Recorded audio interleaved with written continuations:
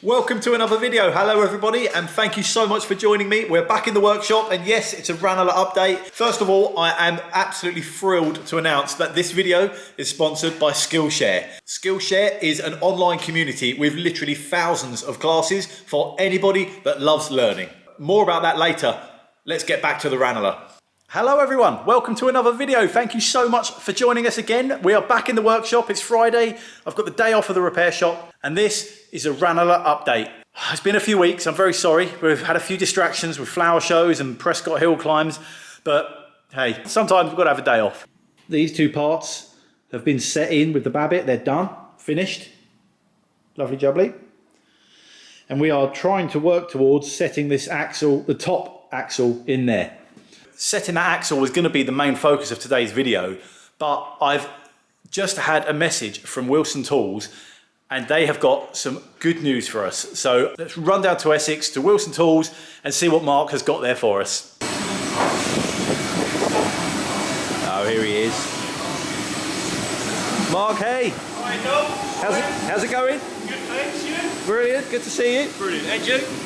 So this is the original wheel that we saw, that you filmed, that we saw going in the lava in the last video. Yep. That's it, that's the one. This is the one that we heat treat for you. Where we got up to the perfect hardness. Perfect hardness, yep. But like with every material, nobody knows exactly how much it grows or shrinks, and unfortunately this has gone slightly out around and it's grown slightly on the bore.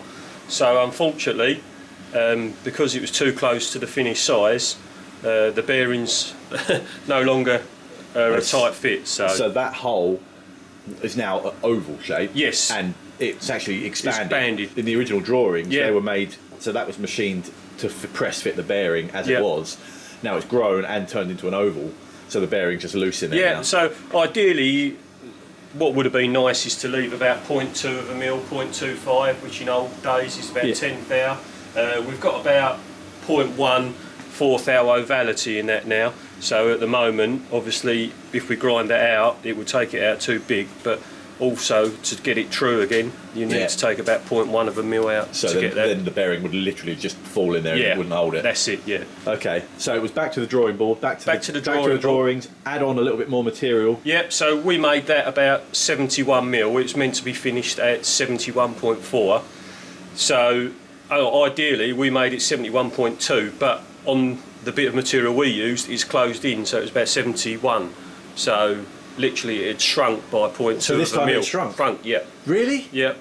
So it's How just... bizarre is that? Yeah. We find it a lot of the time, it depends where the bit of material has been cut off the bar. If it's at the end, it tends to be a different movement to the middle of the bar. It just depends how it's drawn. But then I'd also already had this heat treated before, hadn't I? Yes, so it could well have... So maybe their vacuum heat treating did something slightly different. So okay, so we back to the drawing board, we made new drawings. Yep. And then you've made a whole nother one. Yep, so here we are. It's all covered in dewatering oil to stop it going rusty. So here we are, so outside. Cool, look at that.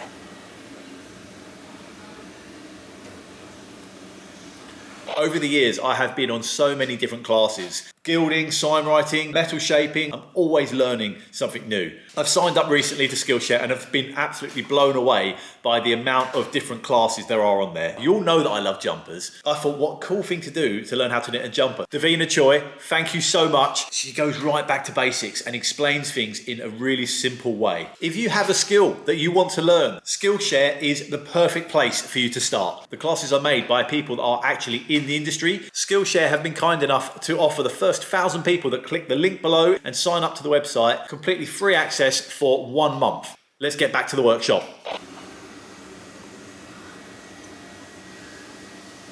Amazing. And you put my little groove in on the front. Your little groove, that's all in there. Brilliant. Is that, did you do a Whitworth thread in there? Yeah, that's it, 3/8 Whitworth in there. Amazing. We put this on a mag chuck.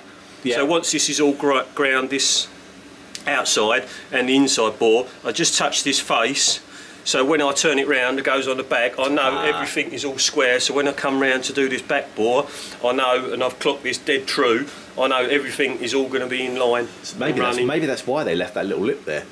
Could well be, the original ones. I literally took 0.05, 2 thou in old money just to clean that up. You can just see a slight wetness when you do look round it. You can see the tiny. I polished it in. It's just like literally. I just tried to get a maximum, like just see it just in that shadow bit there. Yeah. Just where you got the grinding marks, and then that's the original turning mark. Yeah. Just to give you that minimum clean up, but just to give you that square face. To give you a square face, so then you can actually use that. So you put a magnetic chuck, vertical. Oh, literally, the machine is just behind us. So it's still set from. Oh wow! So similar to the square one you showed us last time. Yeah. So obviously that's a large magnet, and they've got an internal grinding head set up for where we was. That's awesome. So you didn't have to make a kind of sort of expanding man draw or anything like that. Yeah. Just slip it straight on that. That's it. That's fantastic. Well, that's a bit easier than I was expecting. Yes. Yeah. With the right tool. Yeah. And that's a horizontal one. Yeah. Same thing. Loads of magnets in there. That's it. Yeah. Right. So the big question is that I've got, which is a bit of a debate in the comments as well, how round is that? Because like I'm assuming nothing can be perfectly round. It's just how round to what degree you measure it to. Have you put like a dial indicator on? Yeah, obviously that was ground to the sizes on the drawing that you supplied us with. So that's 199 millimetres diameter. How much sort of like run out, I guess, is there in it? Well, when I clocked the outside to in the bore, it was 0.01. 0.01 is that millimetres? Yeah, of a mil. My goodness. So that's less than half a thou. So 0.01 of a millimetre. Yeah, but that's total indicated reading. Everything, yeah. So when you rotate that round, but technically it's only 0.005. Yeah, because it's half of it. Goodness me. So with the naked eye, you would never. You're never gonna. No, that's amazing, and that's such a nice finish. That's straight off the. That's straight off the grinder. You haven't polished that at all. No. That's awesome. Obviously, you got a little bit of tarnish where I put some dewatering oil on it. Which that's fine. To stop it just going rusty. Yeah. Slight bit of pitting. You can see where we haven't ground this face, but we have the others. The heat treatment? That's just from the heat treatment. Like that, it would have come out like that, and all I've done is just polish that face with just a bit of Scotch Brite. Yeah. But the rest of it's all been ground. The pitting is it's where you get that kind of surface scale kind of coming off from it being so hot. So but that's what the original wheels look like in that inner surface. They have that. Brilliant. Well, there we go. Back in the workshop. Here we go. Just unloading the van, bringing in my awesome new top wheel. Yes. Mark and all the guys there at Wilson Tools have just blown me away. Honestly, a few of you in the comments told me when I had this first wheel machined. And that inner diameter was made to size for the bearing to press straight in. The heat treatment distorted the metal. Even if it's that thick, it still distorted it enough and it's ovalized it so that bearing wouldn't fit. That's why there's been such a hold up. The first time we tried the sort of vacuum heat treatment, which got nowhere near hard enough. Then we went to Wilson Tools. We dipped it in his lava. That all worked really, really well. Once it had cooled, Mark started measuring it up for grinding, then realised that hole in the middle expanded and gone oval shape. So by the time he'd actually ground it back round again, it would have been way too big. I mean, already now the bearing's just loose in the hole. It's amazing how much the metal was actually moved from the heat treatment process. To keep things moving along, I just said to Mark, you know what, just start again, bite the bullet, just start from scratch. We'll make a whole new one, make that inner measurement smaller in the drawings so there's enough room for it to move around wherever it wants, and then we can just machine it down afterwards. So I know there were ways that we could have saved it, we could have machined it out bigger and put a sleeve in there, but the whole point of this process is to try and prove the 3D drawings and the patterns and the plans that I've got, that they are accurate, and going forwards I can just press go and know that those drawings are absolutely right. Everything so far has been machined and made and cast, and the patterns made, everything's come from within a few miles of my workshop in the UK. I'm very, very pleased. I managed to find some bearings, Imperial, 1 1/8" that is, it says on it there, yeah. Look. England. I will admit, for those bearings, 2 bearings I needed, they're very big, heavy-duty bearings, they were expensive. Let's just say that.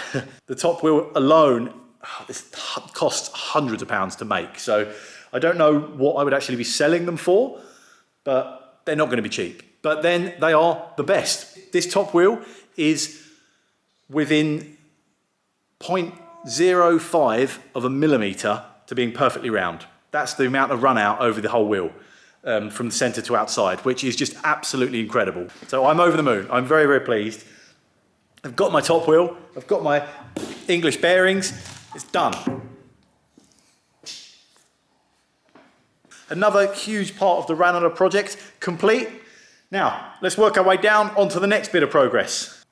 I basically need something that fixes in here and here, that comes up here and makes sure that they come up and sit perfectly at 90 degrees with that back axle. These pieces are what I've come up with. A piece of flat steel that I've bent into the shape of the draft angle to sit on the base of the machine. Piece of steel tube. I've turned down a nut and welded it in there, so that's threaded. And there's a lock nut. This nut is welded on to this threaded rod. I can turn that with a spanner to make this longer or shorter, basically. This wobbly foot on the end of a G-clamp, I cut that off and I've welded it to the end of a threaded rod. So in there is the bottom of a G-clamp. Welded it onto this disc. This is a piece of high temperature rubber that sticks on the end there. Let me take it over to the machine and I can show you how it all works. In there, seal in there. Here you go, so that little piece is bent to the draft angle because this isn't a flat surface, it's got this seam down the middle and both of these taper down. So that's seating really nicely down there. So the idea is I turn this one.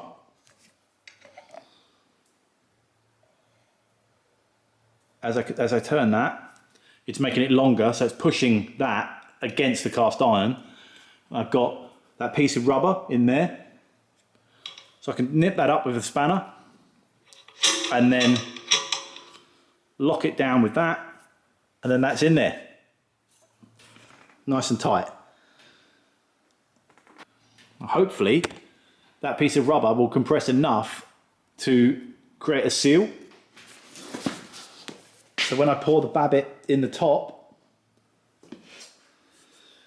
it doesn't all leak out. Making that part's been a huge amount of work. It did also include me having a fight with an angle grinder and losing. I'm okay though, all good. Just got a bit of a manky finger, but you don't need to see that. This next fixture piece was a bit more complicated. I'll grab it and take it up there and show you how it works. This is the main piece.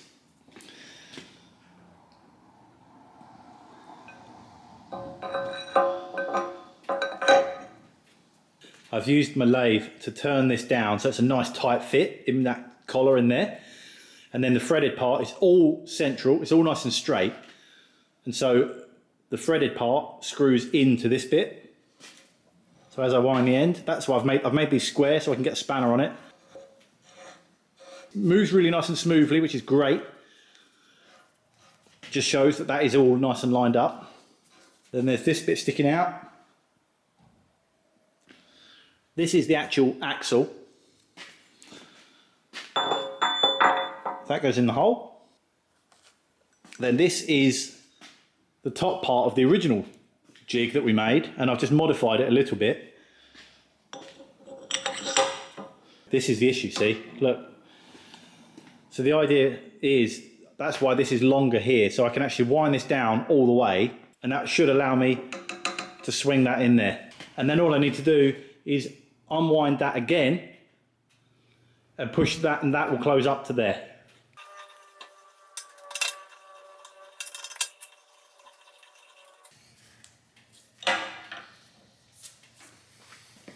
That small little shoulder on the end locates in that groove.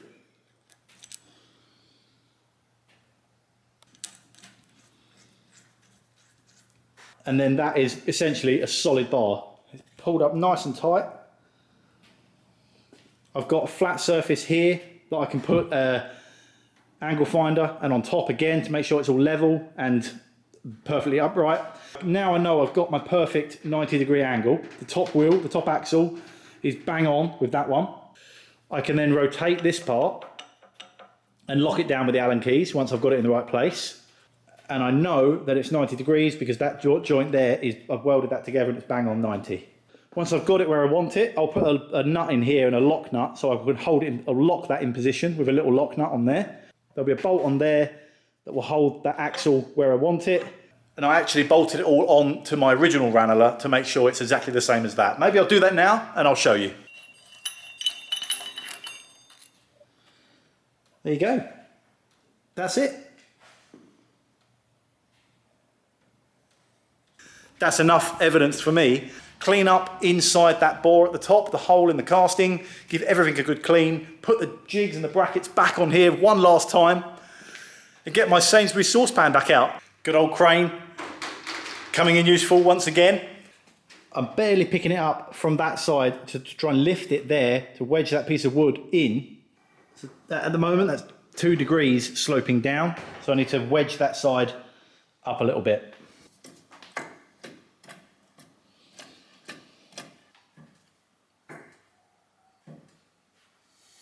And I've wedged that piece of wood under, and now I can lower it with this hand wheel on the back that actually keeps that at its angle, keeps that under tension, and just lowers it at that point. We're getting close. I'd say that was close enough.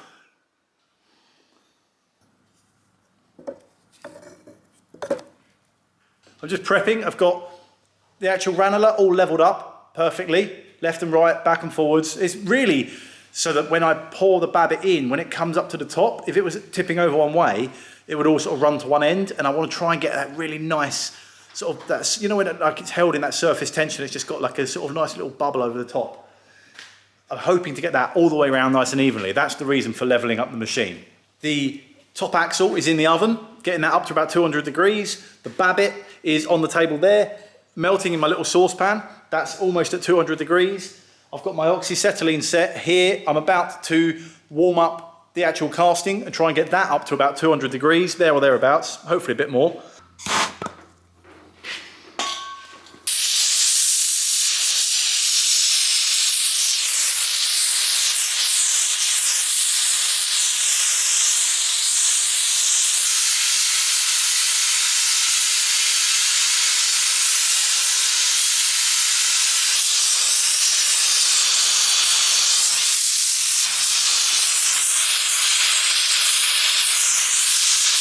See if it comes out the bottom. Is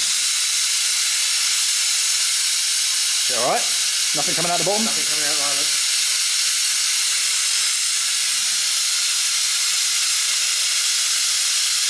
No? Okay.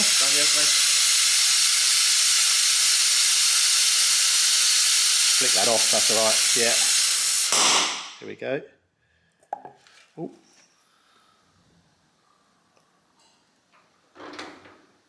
Look at that. That's the second time I've done that now. It's always quite tense. There's just so much going on and so much to try and balance and juggle and film. I slipped once, but it was all right. I think it was okay. It looks good. It looks really good. It's now still 250 odd degrees. It's cooling down. I've opened the roller shutter, a little bit of breeze through. I just need to anxiously sit now and wait, let it cool down before I can actually take anything off. Dying to see what's under here.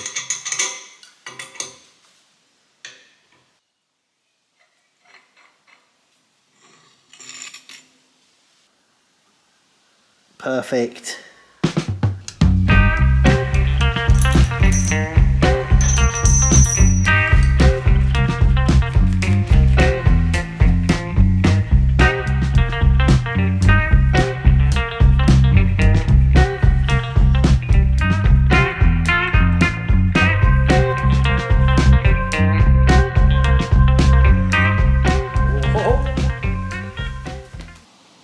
There you go.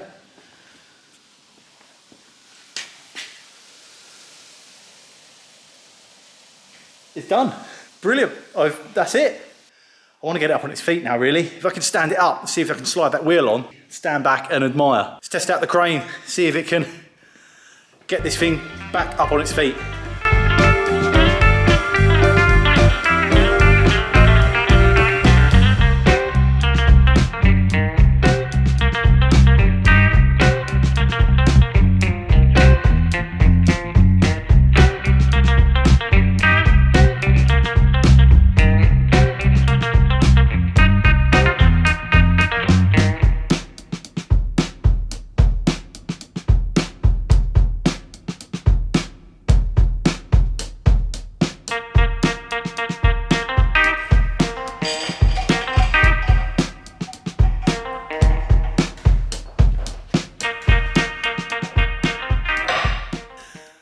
top axle is still really quite warm, so I don't want to put the wheel on there yet because I worry that it will sort of fuse itself onto the bearings, just because obviously metal expands as it gets hot. So I want to let it cool down nicely, get it down to room temperature before I slide that top wheel on. But that's it, done. One Ranalah, completely, fully restored. That's an original casting, but every single other component is brand new. The only thing I'm missing now are those pesky lower wheels, but there has been a huge breakthrough with that. Paul has helped me again. There's a lot of developments there, and hopefully next week, it might be next week, it might not. I don't know how it's going to go, but there's progress. Trust me, it's exciting. It is really, really exciting. I'm chuffed. Thank you so much for watching, and I'll see you next time. Don't forget to pre-order my book. The link's below. Thank you.